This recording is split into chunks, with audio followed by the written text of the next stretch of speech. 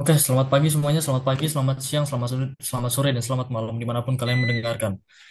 Jadi kami dari kelompok satu dari mata kuliah Mechanical Fluida 2 ini pada Pak Robi dan teman-teman sekalian yang sedang mendengarkan, kami hari ini mau presentasi atau menjelaskan dengan podcast dari kelompok kami, dari penelitian kelompok kami yang dilakukan oleh kelompok kami, yaitu analisis sungai dari hulu ke hilir.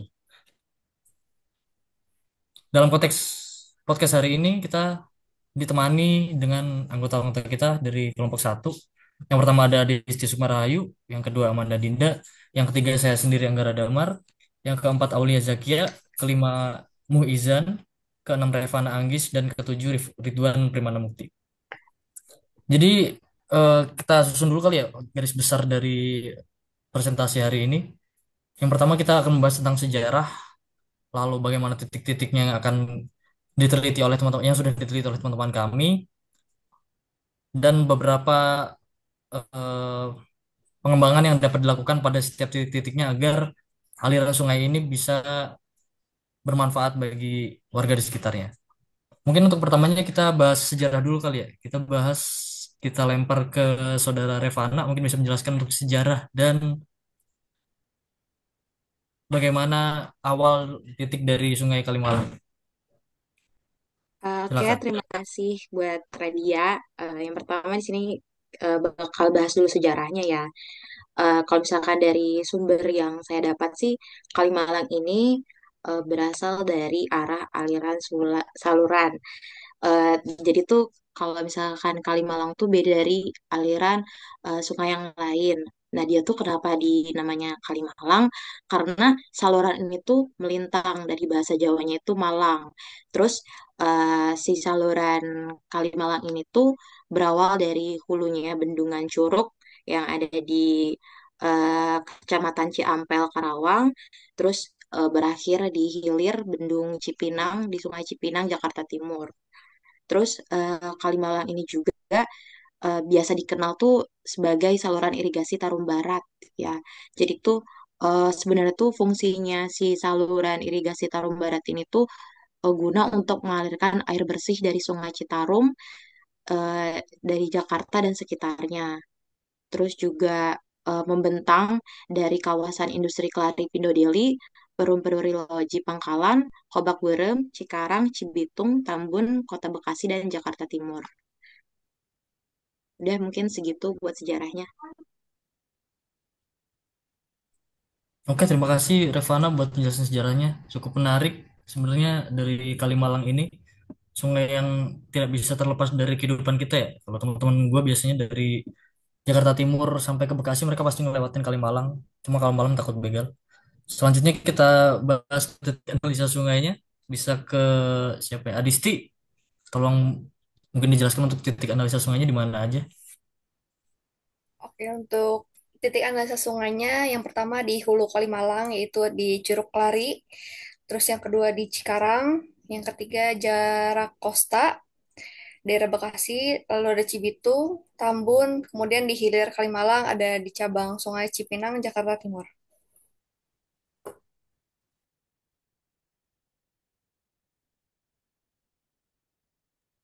Selanjutnya langsung bahas ke awalnya dulu. Dari Kalimalang ini bagian hulunya tuh ada di mana sih dan kenapa dia masukkan air ke Kalimalang tuh gimana? Silahkan dari saudara Aulia.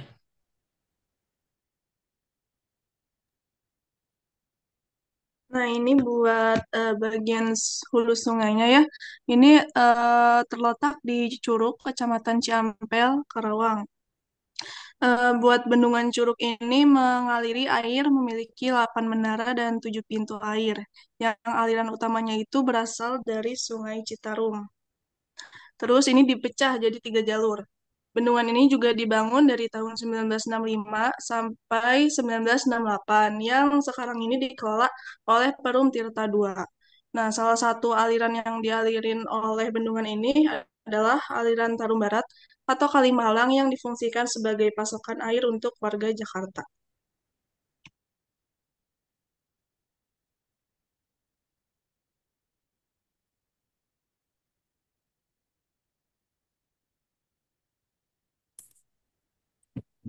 Oke, untuk hulunya mungkin kita udah lihat di Bendungan Curug. Nah, ini kita lihat di analisis sungai titik satunya. Mungkin bisa dilanjutkan lagi, Aul. Sorry, tadi.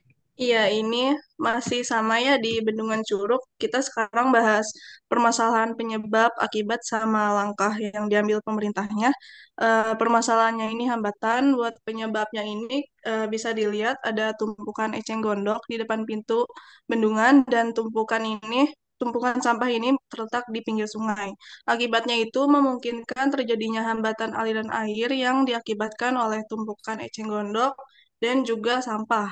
Nah, langkah yang harus diambil oleh pemerintah ini yaitu normalisasi sungai dan membersihkan eceng gondok secara manual dengan menggunakan alat berat.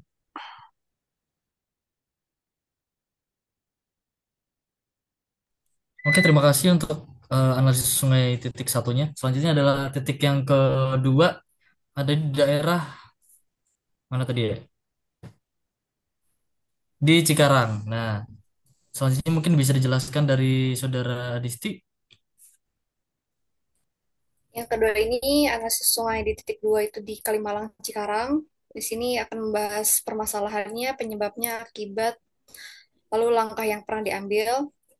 Permasalahannya itu ada bangunan di sisi sungai, bisa dilihat di gambar. Kemudian di sisi kiri ini gambarnya ada pepohonan yang merambat. Kemudian penyebabnya itu adanya tumbuhan merambat dan bangunan di pinggir sungai. Lalu pinggir sungai belum diberi pondasi. Akibatnya itu bangunan rumah dan tumbuhan yang merambat di pinggir sungai dapat terjadi erosi tanah di sekitar pinggir sungai tanpa ada pondasi yang kuat. Langkah yang diambilnya penataan kembali pembangunan di daerah rawan banjir dan pembangunan pondasi yang tepat.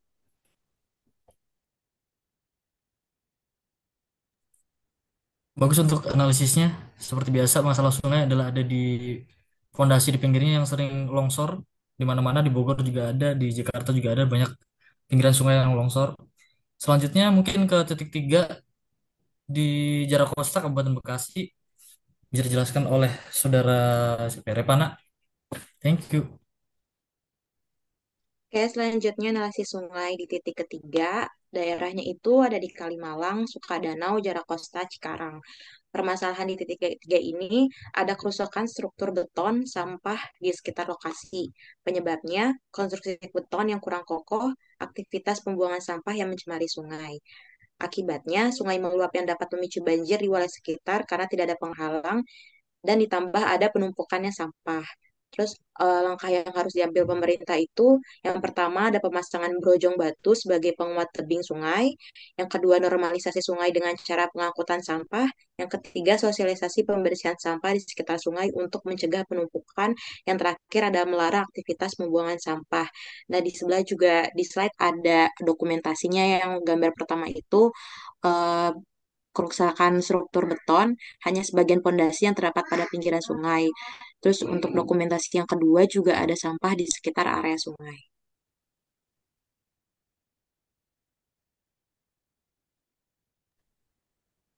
Baik, dari langkah-langkahnya bagus sih, ada normalisasi sungai dan melarang aktivitas pembuangan sampah di titik tiga ini.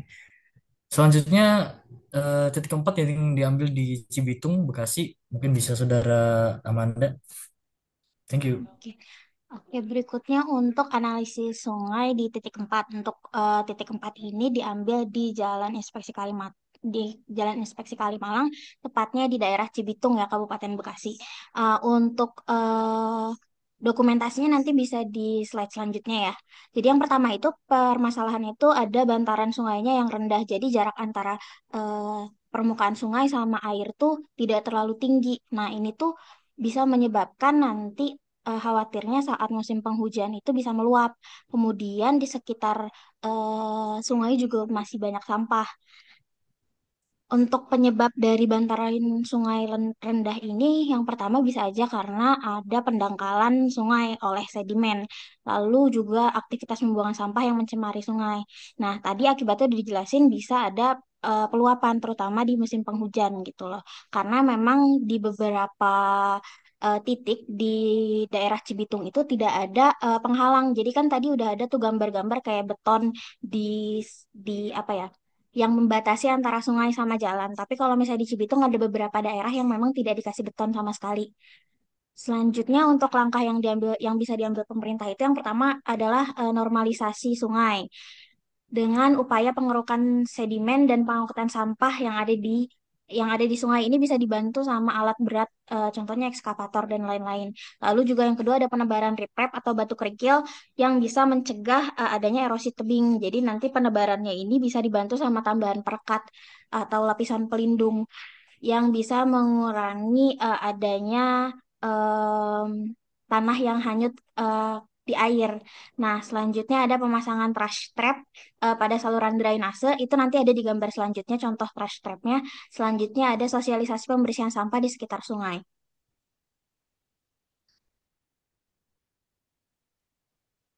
Nah, ini contoh dokumentasi untuk di titik 4 ya. Tadi yang saya bilang bantaran sungainya terlalu rendah. Nah, ini bisa dilihat jarak nih antara eh, apa permukaan tanah sama permukaan air itu memang dekat sekali. Nah, khawatirnya kan tadi musim penghujan bisa meluap. Yang kedua tuh sebenarnya di di setiap saluran drainase yang emang masuk ke Kalimalang itu sudah ada trash trap. Tapi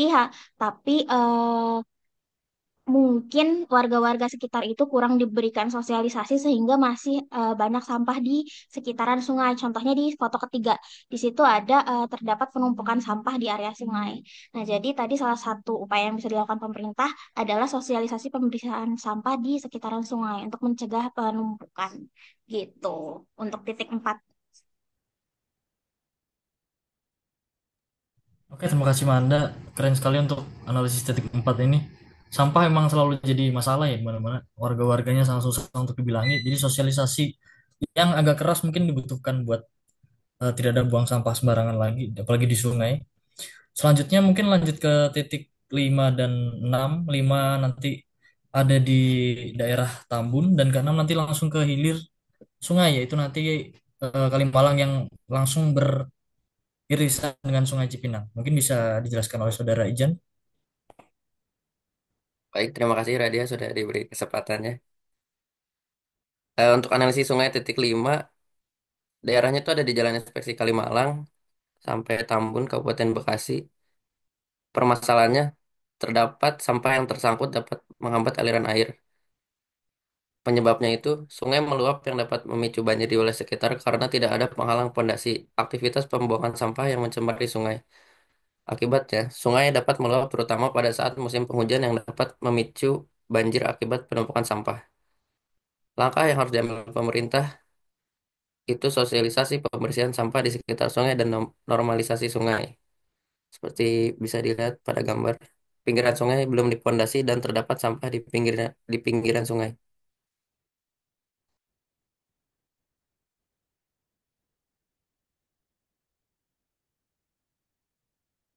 Lanjut ke analisis sungai titik 6.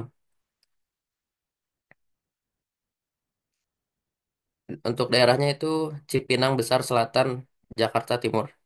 Permasalahan di sini yaitu masih terdapat sampah pada aliran sungai sebelum dan sesudah dilewati truss rake, serta penumpukan sampah hasil penyaringan truss rake di pinggir sungai. Penyebabnya kurang efektifnya pengawasan terhadap aliran sebelum penyaring dan pengolahan sampah setelah penyaringan. Akibatnya sampah organik dan anorganik yang belum tertinggal di area sebelum truss rake dapat menghambat aliran air jika tidak dipantau dibersihkan secara manual. Sedangkan sampah hasil penyaringan yang berada di pinggiran sungai dapat menimbulkan bau dan membuat tanah menjadi lembab dan berlumpur sehingga dapat mengganggu kenyamanan dan kesehatan manusia di sekitarnya. Langkah yang harus diambil. Penyediaan trash penyediaan trash barrier pada aliran sesudah Sungai Kalimalang yaitu Sungai Cipinang dan pengoperasian trash rake dalam periode tertentu sehingga aliran Sungai Cipinang tidak terdampak sampah dari aliran sebelumnya. Bisa lihat dari gambar ini kondisi sungai di hilir lalu te- eh, di tempat ATR Cawang terdapat sampah di sekitar penyaringan bar screen yang dapat menyumbat aliran. Ini gambar paling kanan, sampah yang ditumpuk setelah diambil di area penyaringan mengakibatkan bau tidak sedap dan ada genangan air dari sampah tersebut. Terima kasih. Baik, sepertinya titiknya bagus sekali untuk di hilir ini. Dia ada penyaringan sampahnya atau truss rake atau bar screen-nya untuk menyaring sampah-sampah sebelum dia keluar ke sungai lain. Mungkin kita mau dengar ini ya, apa upaya pemerintah yang udah dilakukan buat membersihkan dan mendisiplinkan Sungai Kalimalang ini mungkin bisa dijelaskan oleh Manda. Oke, baik. Jadi beberapa upaya pemerintah di dalam pengelolaan Sungai Kalimalang ya. Nah, di sini itu sebenarnya ada beberapa contoh. Yang pertama itu ada normalisasi aliran Kalimalang di daerah Cikarang Selatan. Nah, ini tuh untuk normalisasinya ini tuh baru dilakukan tahun kemarin ya, di bulan Juni tahun 2024. Nah, untuk upaya yang dilakukan dalam normalisasi ini itu adalah pengerukan. Jadi adalah mencegah pendangkalan di saluran. Untuk pengerukannya sendiri menggunakan bantuan dari ekskavator. Area normalisasinya juga ini diperkirakan kurang lebih sejauh 800 meter. Dari Jembatan Cibatu sampai Desa Pasir Sari. Kurang lebih sekitar 800 meter. Nah, selanjutnya itu upaya yang dilakukan pemerintah lainnya adalah em, pemberantasan rumput dan eceng gondok di daerah Sungai Kalimalang di aliran Sungai Kalimalang. Jadi kalau misalnya kita lihat tadi juga ada beberapa foto yang menunjukkan bahwa di Sungai Kalimalang ini memang apa ya, banyak eceng gondoknya juga. Nah, eceng gondok ini tuh bisa salah satunya bisa menghambat aliran air kalau misalnya memang nanti apa ya, ketahan gitu loh. Jadi memang ada upaya pembersihan yang dilakukan oleh pemerintah. Di sini ada sektor 17. Untuk waktu dilakukannya pembersihan eceng gondok ini tuh tanggal sekitar bulan Mei tahun 2022 kalau tidak salah. Nah, selanjutnya ada ini nih yang terakhir itu ada pembersihan irigasi Kalimalang. Di sini tidak hanya pembersihan, di sini pemerintah dan juga mengajak warga sekitar melakukan penghijauan di sekitar area Kalimalang untuk mencegah erosi Kalimalang. Tadi juga ada ya, salah satunya erosi itu takutnya akan menghanyutkan tanah sehingga terjadi pendangkalan pada air itu. Untuk mencegah hal tersebut gitu loh, dilakukanlah penghijauan di sekitar area sungainya. Mungkin untuk contoh-contoh upaya pemerintah sekian saja, tapi sebetulnya pemerintah sangat-sangat berupaya untuk menjaga kebersihan dan juga kelancaran dari aliran Sungai Kalimalang ini. Jelas. Baik, terima kasih Manda. Ternyata pemerintah kita selama ini sudah banyak melakukan upaya-upaya untuk mengurangi adanya banjir. Tapi eh kita apresiasi upaya pemerintah yang sudah dilakukan meski hasilnya belum tercapai sepenuhnya. Tapi kita apresiasi. Terima kasih pada pemerintah semua yang sudah melakukannya. Selanjutnya mungkin ini ada sedikit fun fact dari Kalimalang. Jadi ada satu bagian di suatu bagian yang melewati dari Sungai Cibeet dengan cara yang mungkin saya juga baru tahu, yang menggunakan teknologi yang sudah canggih tapi berasal dari masa lampau.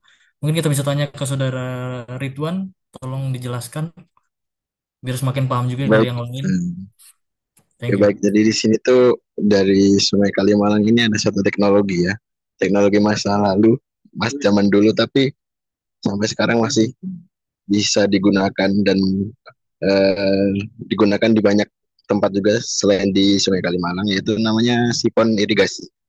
Jadi di daerah Sungai Cibeet itu Kalimalang itu melewati bawah Sungai Cibeet. Ini tuh untuk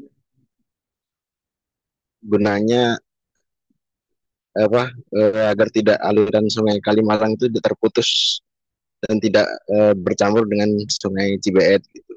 Dan Kalimalang bisa tetap lancar berjalan untuk keperluan masyarakat sekitar Kalimalang untuk irigasi maupun untuk bahan baku air bersih ya. Jadi untuk sipon ini itu adalah bangunan persilangan yang memotong sungai untuk mengalirkan debit air dari hulu ke bagian hilir. Biasanya berbentuk penampang lingkaran atau persegi empat. Konstruksinya berupa beton atau pipa baja. Penempatannya berada di bawah dasar sungai sehingga tidak mengganggu sungai yang dilewatinya di atasnya. Pembuatan sipon ini harus benar-benar dijaga agar tidak terjadi sedimentasi, karena jika terjadi sedimentasi itu dapat menghambat alirannya ya.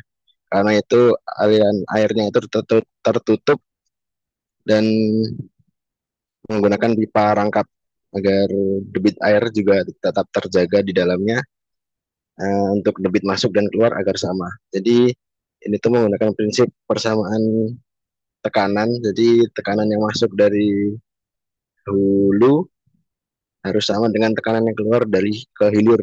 Jadi akar sungai tetap mengalir dengan lancar. Gitu. Ya, jadi itu aliran sungai yang masuk melewat ke bawah sungai, lalu akan muncul lagi di sisi sungai yang sebelahnya, dan dengan aliran dan debit yang masih sama. Teknologi ini sudah dibangun dari zaman Belanda ya, karena pada saat itu hanya arsitek-arsitek dari Belanda yang bisa membuat bangunan seperti ini. Ya, karena alirannya sama, jadi masih bisa memungkinkan untuk ikan-ikan atau hewan itu melewatinya ya. Jadi tadi banyak yang mancing juga di situ. Seperti itulah fun fact dari Kalimalang, yang ada salah satu bangunan yang mungkin banyak orang belum tahu ya, dan mungkin orang yang awam menyebutnya sulap karena alirannya terputus dan menyambung kembali seperti itu. Terima kasih. Kembalikan ke Mas Anggara. Terima kasih Ridwan atas penjelasan dari fun fact ini. Cukup menarik, dari teknologi Belanda yang udah sangat lama ini kita bisa memanfaatkannya untuk mancing ya guys. Jadi tempat spot mancing baru peninggalan Belanda. Selanjutnya mungkin eh, cukup kita cukupkan saja presentasi hari ini. Terima kasih semuanya yang sudah berpartisipasi dari tim saya sendiri kelompok satu. Semoga yang mendengarkan dan menonton bisa enjoy dengan presentasi kali ini. Terima kasih Pak Robi atas kesempatannya bisa membuat podcast yang menarik ini. Semoga nilainya bagus. Terima kasih ya Pak. Assalamualaikum warahmatullahi wabarakatuh. Saya tutup dulu. Waalaikumsalam warahmatullahi wabarakatuh. Waalaikumsalam. Waalaikumsalam.